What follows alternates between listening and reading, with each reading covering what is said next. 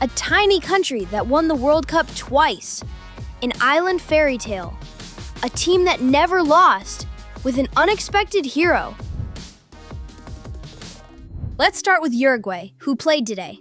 Uruguay is a small country, only about 3.5 million people, and yet they have won the World Cup twice. They are the smallest country ever to do it. They won the first ever World Cup in 1930 as a host nation.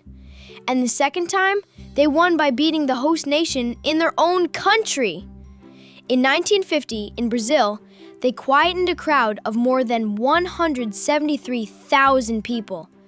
Still, the biggest crowd that has ever watched a football match. That amazing game in the Maracanã Stadium is remembered as the Maracanazo.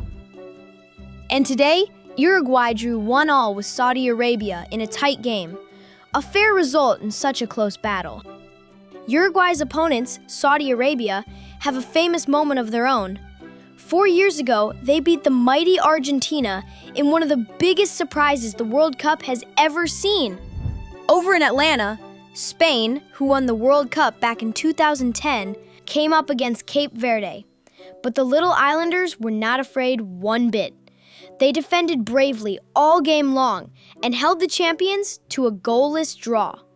And when the final whistle blew, Cape Verde celebrated as if they had won the whole World Cup.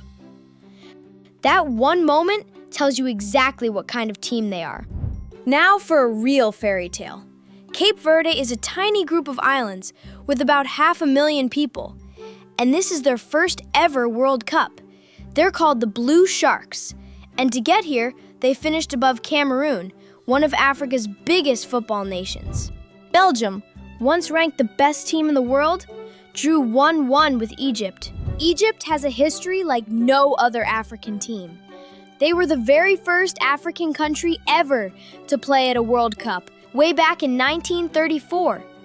And today, they're led by Mohamed Salah, one of the best players in the whole world. And here's something fun. He had his birthday just yesterday. Salah turned 34. Last but not least, in Los Angeles, Iran, whose goalkeeper once saved a penalty from Cristiano Ronaldo, drew 2-2 with New Zealand.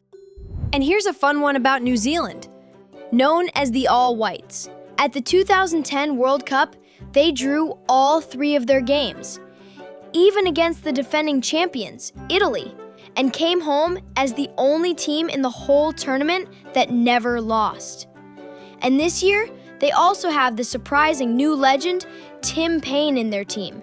His unexpected jump to fame gives the All Whites now the support to go further than ever before. We will all be watching and chanting, "No pain, no gain." Every single team carries a story.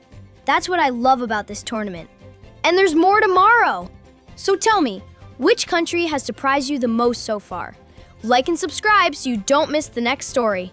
I'm Simon. See you tomorrow.